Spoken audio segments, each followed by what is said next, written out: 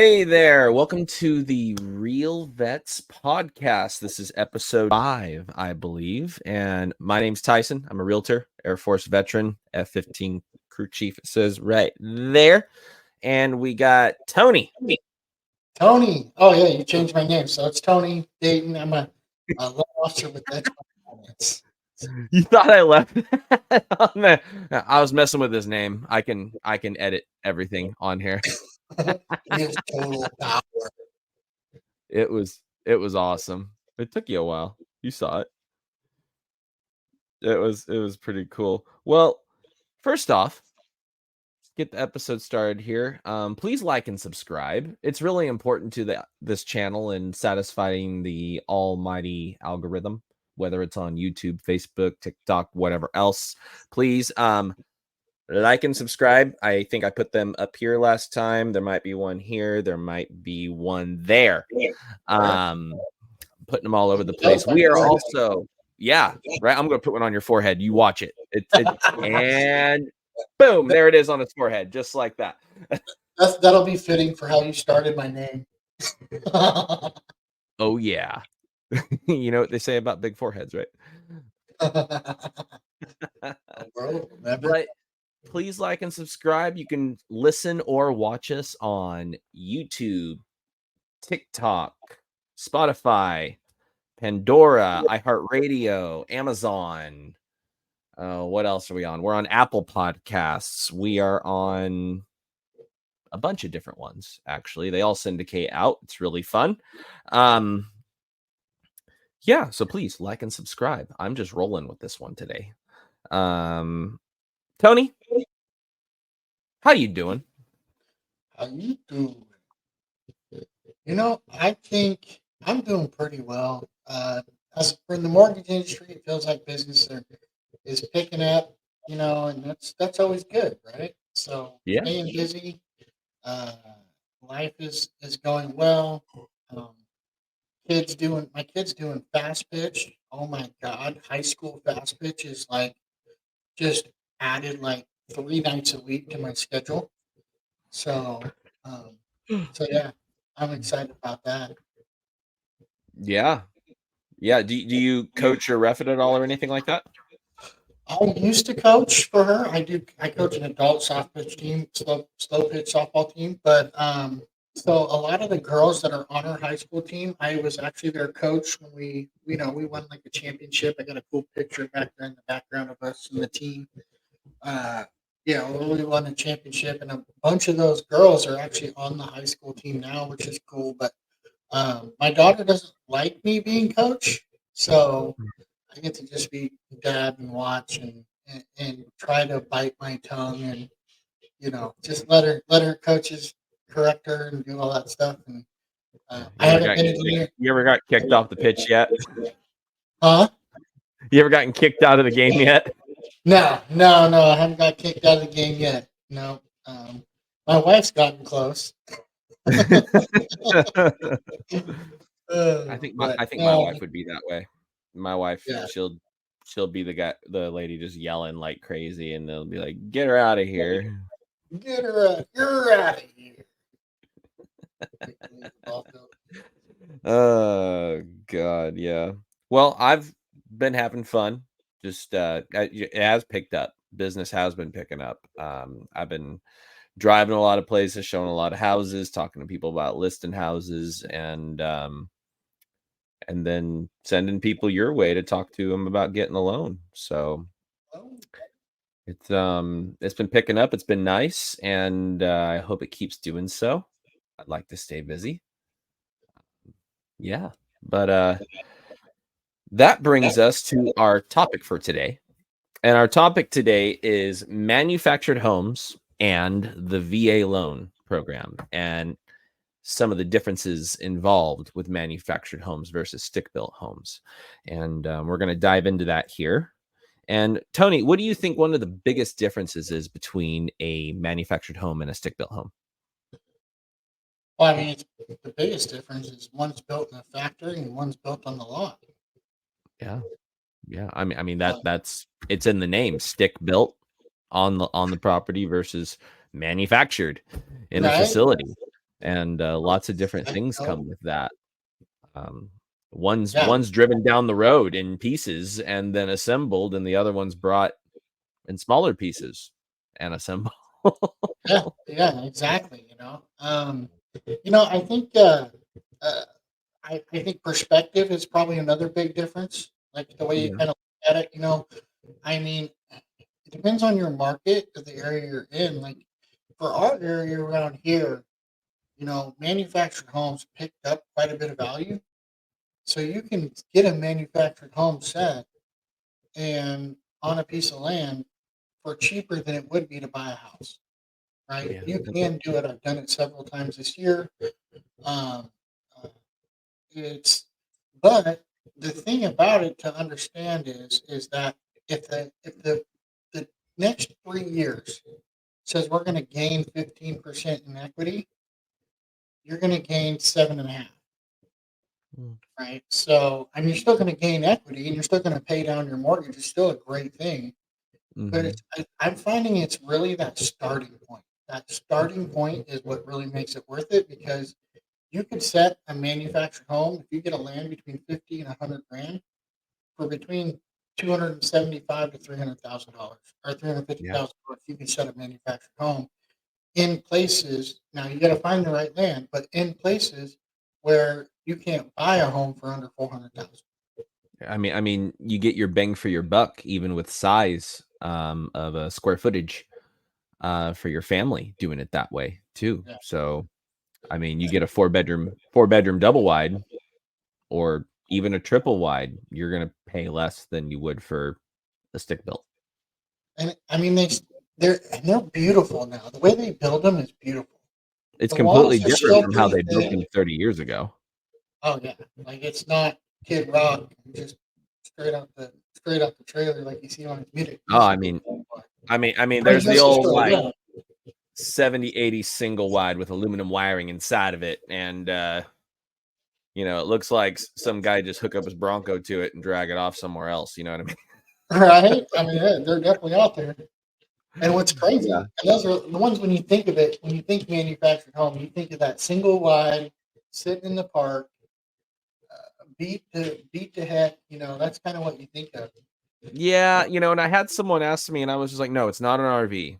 That's completely different. Like that's got like a cab and you can drive on it. That's not a manufactured home. That is completely different. That's a vehicle."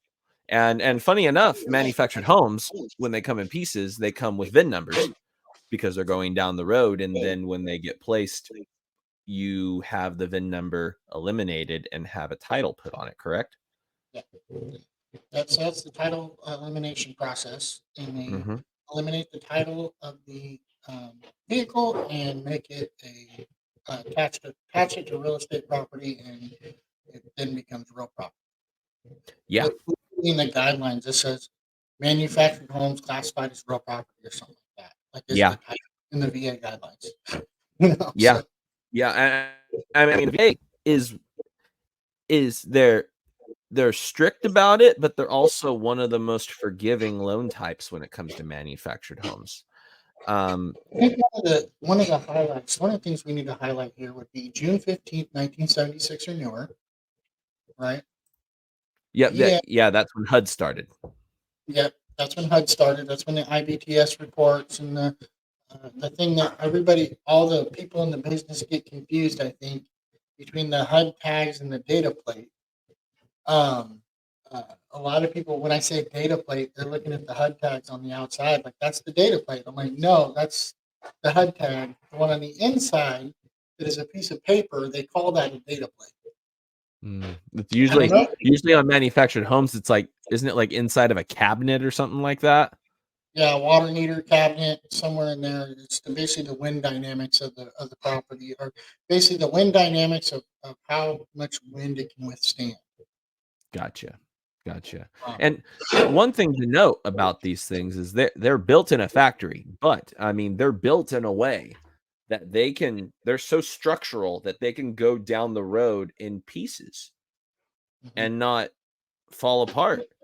And so there's a lot of structure that is built into a manufactured home. And so, I mean, they're not the same that they were 30, 40 years ago. How they're built today is very comparable in a lot of ways to a stick-built home from the thickness of the I mean, I walked in a manufactured home built in the 80s about 2 days ago, and the walls were about that thin between some of the bedrooms. It was just and it was wood paneling, but then you go into a manufactured home today, and a lot of it's regular to before construction. Like, it's been a while since I've been in a brand new one. I mean, when I go into the 80s ones, they're noticeably different.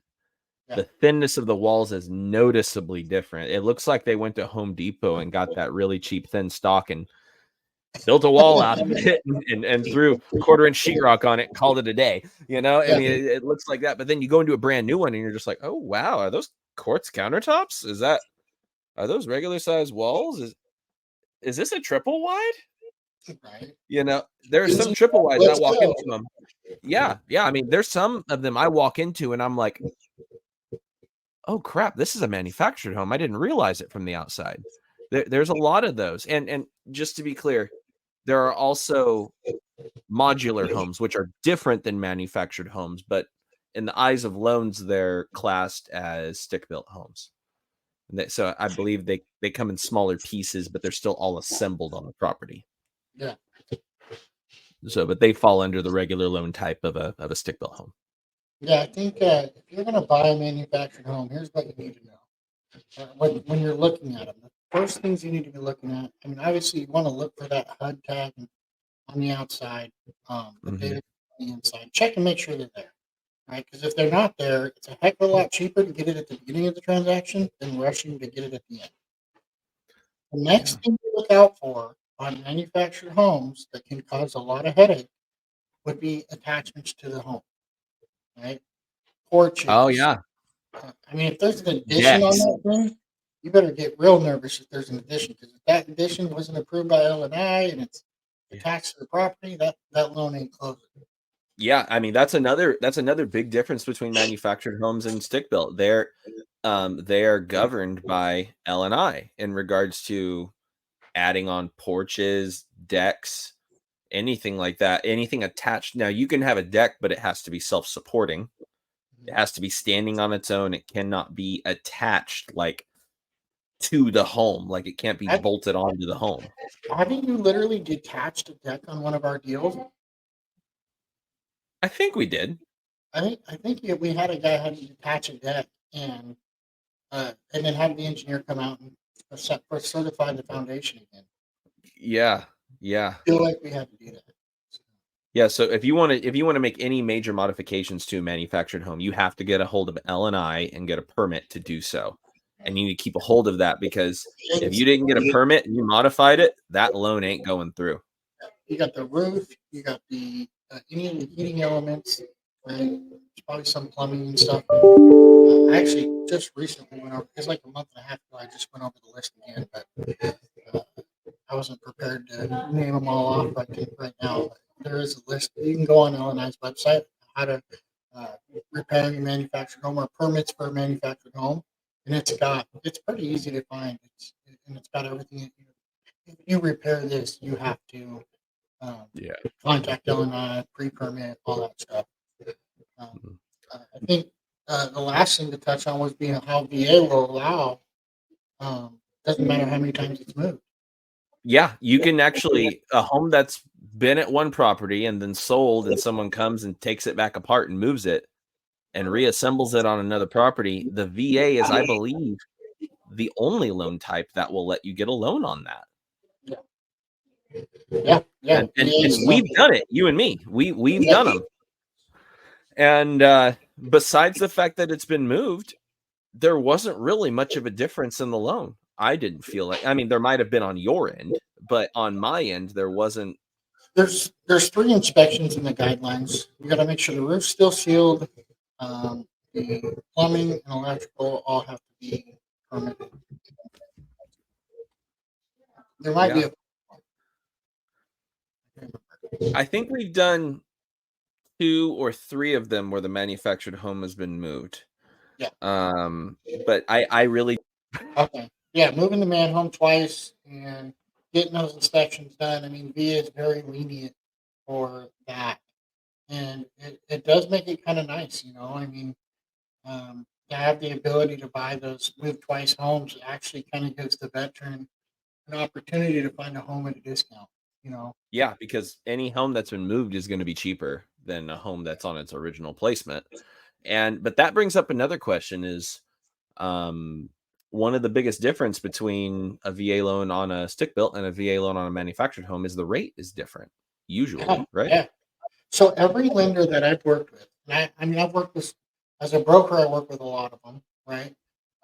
But in the last few years, I've noticed that they all have kind of a different charge for a manufactured home, right? So whether it's a quarter point charge, a half point charge, 2 point charge, different lenders charge differently for manufactured homes, basically saying, yeah, we want a loan on a bunch of these, or yeah, we don't want a loan.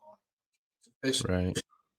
Right. And what is the main reason behind charging a different rate versus between the two? risk. It's going to be risk. So the Risk. risk of the fact that they don't gain as much equity. I mean, only here in the Northwest that I feel is that there's a huge gap in the cost to put one of these together and the actual value.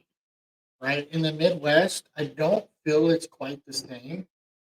You Mm, know, um, and so and you got to remember when they write these rules, they're writing them federally. So I mean, they're not the gap's not as the gap's pretty big here. You know, yeah.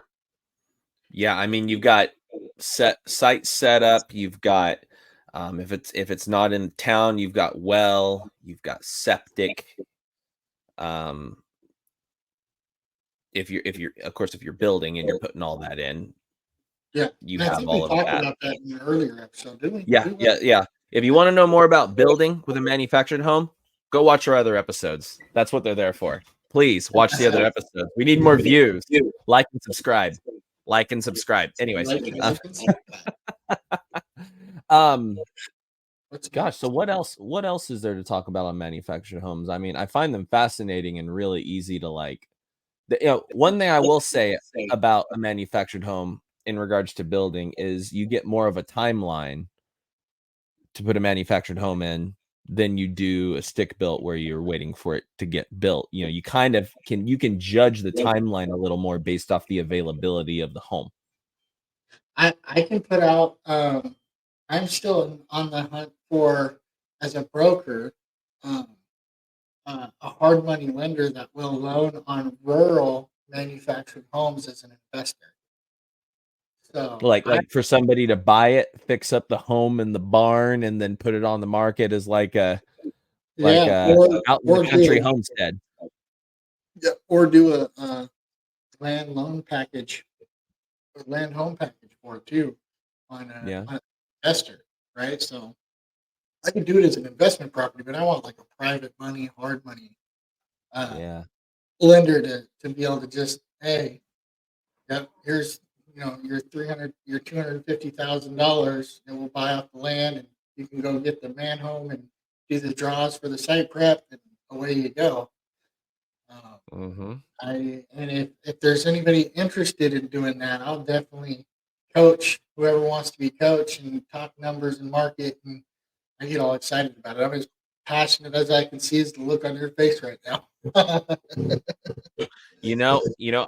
I've thought about as the business grows, getting into that, like getting an investment property, putting some work into it, redoing it and everything, and then turning around and listing it. I'm actually, um, speaking of which, it's kind of a different program, but I'm thinking you could do the same thing with it. I have a client that they have a home that they inherited from their brother who passed, unfortunately, in Tacoma, and they exhausted all their money putting a roof on it and doing a few things to it, and they wanted to live in it, but then they ran out of money, so they wanted to sell it. So they got a hold of me. And I mean, this home, how it sat with all the work it needed to be done. I mean, it hadn't been painted in like 30 years in Washington. In Yeah. Washington. That's a big deal in Washington because you got to keep the outside sealed. I mean, you're looking at 250 for this house in downtown Tacoma for all the work that had to be put in. But we're using a program called Houseamp, which basically evaluates the home, checks to see roughly what equity there is in the home, and then says, hey, we'll loan you X amount and we'll pay the contractors directly to make repairs. We'll charge this % fee. We'll put a lien on the property and we'll get paid back when you sell it. And I think it's like 4 months without interest. And so they're putting about $70K into it. Now that $70K is going to let that home sell for over $400,000 because it's going to have a new kitchen. Everything's going to be painted. The floors are going to be redone. The siding's going to be fixed. It's going to be sealed. That might even let us get some lawn work done. So it's going to go from a fixer-upper to a full turnkey home. And I was actually waiting to hear back from them if they are open to somebody using them over and over again, kind of as a hard money lender. So, but Houseamp, really cool. Here, I'll put the icon right here, and I will put a link to Houseamp in the description. I have access to it through my brokerage. Definitely put a link, because if you Google Houseamp, guess what comes up? What? Houseamps. Houseamps, right? No, we don't want that. No, that's not going to get you anywhere. No, we want the company Houseamp through Realty One Group. So Houseamp through Realty One Group, and they've been great to work with so far. They've made the process so easy. The contractor's starting Wednesday, and I believe we have like a month and a half to a 2-month time period of being done. And we're going to try to make a video series actually for the whole thing from before and after. And so it'll be really cool. But this is a program that anybody can you say you need to sell your house, but you're like, I need to get that fixed. Otherwise, I'm either going to get a bunch of low offers or it's going to sit in the market a long time. So you're just like, I don't have any money, but I need a roof done. You can get it done with this. You know, if I need the house repainted, if I'm going to even have a chance of getting this sold in the time period I want for anywhere near the dollar amount I want, you can use this program to do that. So I think it's really cool. Heck yeah. Yeah. So, all right. And that brings us closer to the end of the show here where we're going to talk about market temp. But that is Tony. I think it's great to finish on that, because if we do it on every podcast, you can kind of see how it changes and grows, right? So the market temp, it's starting to catch a little fever. You know, it's start. I feel like we're starting to kind of see a shift. You know, we were in a point where desperate sellers would give up everything to sell their home for a hot second. Not every house was like that, but many were. And those who were patient enough to wait, it's starting to feel like it's coming back around a little bit. You know, the excessive amount of closing costs that we were getting is thinning out. You know, I feel like if I'm over $15,000 asking for closing costs, you know, or something like that, I feel like it's getting a little bit more. Just not a lot, not a lot. Like, I think the opportunity is definitely still out there, especially. And you got to think there's homes that are great and homes that aren't great. So Yeah, and I think one of the biggest things that's affecting that is competition.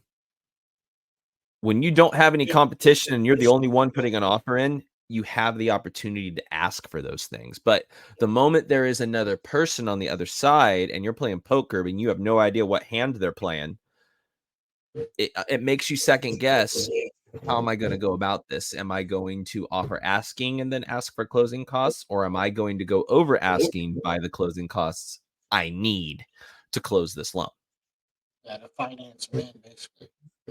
Yeah. At that point, Finance you're them in. financing closing costs. Yeah, you're financing them in, but and then it's coming to me and you and being like, hey, how does this affect me dollar wise doing it this way? Is it worth going over asking but getting it back in a credit? And that's when I go to you with that question, and then you do your magic with your numbers and tell us, hey, it's it's worth it. It's gonna save them this, or like, hey, I don't know, we might need more. I mean, yeah, I'm always, and it's kind of a tough call, right? Because It like is. the Fed everyone thought in January, February, everyone thought that the Fed was going to cut rates in March. right? And then all of a sudden they changed their tune. And I swear that there was like they knew what they were doing almost. It feels like at this Mhm. point, looking back at it, they're like trying not to let the housing market completely die off and Mhm. give that juice that market a little juice. And by Yeah. the way they were talking, it's I mean I don't want to get into like a conspiracy, but the way they were talking just made it they're purposely using their words to make the shifts be a lot slower and a lot calmer than it would Yeah. have March because the market would have dropped and there would have been a frenzy. I'd And like so it to I'd like it to pick up a little more personally, and I have liked it started to pick up, but I want it to pick up a little more. well, and it makes it tough, right? It makes it tough on a guy like me when I'm trying to be honest with my clients. I'm trying to be like, hey, this is what this is what could possibly happen. I mean, it's never a guarantee, but I feel like in my mind, I like to just kind of go with reality. Right? I look at reality. What do I think the next step is? And I make my market decisions based on that. And I feel Mhm. like I do a really good job with it, you know. And and I think like in June, I really do feel like we're going to come up on that again. And of course, if the facts keep going the way they're going, the facts they should cut rates in June. So then in June it'll be a little bit hotter market, right? Um, but I don't, I mean, we could get all the way up to there, and we're all like anticipating it, and then a month before, no, we're not going to do it. We're going to just continue to, because the inflation's numbers came in a little hotter than expected, and stuff like that. So that's why they kind of slowed down, and interest rates follow inflation. That's pretty much been the history of interest rates, and then they cut and that was the whole idea behind raising the rates was that it would help curb inflation, so maybe shortly behind it's gonna fall. I feel like it's gonna pick back up. I feel like it's gonna get a little bit of a frenzy, not nothing like we experienced in 2020, but it's gonna be good, and it's gonna be tough in the mortgage world because a lot of people quit. A lot of mortgage officers quit, and what's left is a lot of experienced mortgage officers, right? So the ones who survived. So Yeah, I mean, I totally agree. I totally agree. And I anticipate that it's gonna get better. The market's gonna get better for buyers, especially if interest rates come down. It'll be way better for buyers. But that's when the frenzy's gonna hit too. So it's gonna be kind of like, yeah, is it it's better for better, buyers? but guess what? The price just went up to get the house now. You know what I It's mean? better to buy now. It is Yeah. way better to buy now. Yeah. It You got less is. competition. You're buying it at today's price, not tomorrow's price when the frenzy happens. And then in 6 months, when it does drop, hopefully, you're the guy refining, not the guy buying. Yeah. Doing paying So 20K over appraisal or something with an yeah, I mean AV, like risking 20 grand just to hope it it comes makes back to appraised value so you don't have to fork the 20K out of your pocket to get it done. yeah. Yeah, nobody likes to do that. I think we Nobody got likes some to time. do We'll talk more about market temp next week, and just as Yeah. we let's see. I'm gonna make a bold. I'm gonna make a bold decision that I think I think the average interest rate right now, if you were to Google it, I think it says 6.75. So I think if you Google the average interest rate in uh, around June, it's going to be like 6.25, right? That that's the kind of drop I think is going to happen. Yeah. Yeah. So I just I'm I wouldn't be surprised if that's what happened. So I'm telling people that, you know, you're probably not gonna see a rate below 5 for years.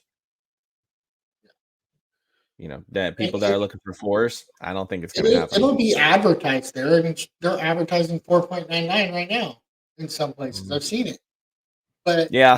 look at the APR on it. The APR is like 6.5. So Mhm. APR, that's like $30,000 to close that home out of 4.9. Yeah. So Yeah. you gotta look at the APR. The APR is astronomically higher. The APR is the cost to do the loan, right? That's the cost. measured in a percentage rate that it costs to do the loan. So, Gotcha. and when you start to see gaps, I mean, FHA is a bigger gap because of the mortgage insurance premium and stuff. But you got to kind of pay attention to that. That's the number. Yeah. I think that's a good But thing to wrap on. we're getting here at the end here, and we want to thank you for watching the podcast. We're trying to grow it as much as possible. Share it to your friends, share it to your family, share it to your base commander. I'm sure he'll appreciate it. Walk on the sergeant's lawn to get it over to him. But yes, please, once again, like and subscribe. And y'all lost the game. I got all y'all right here. And and we will catch you next time on the Real Vets podcast. Thanks for watching. Boy, that escalated quickly. I mean, that really got out of hand fast.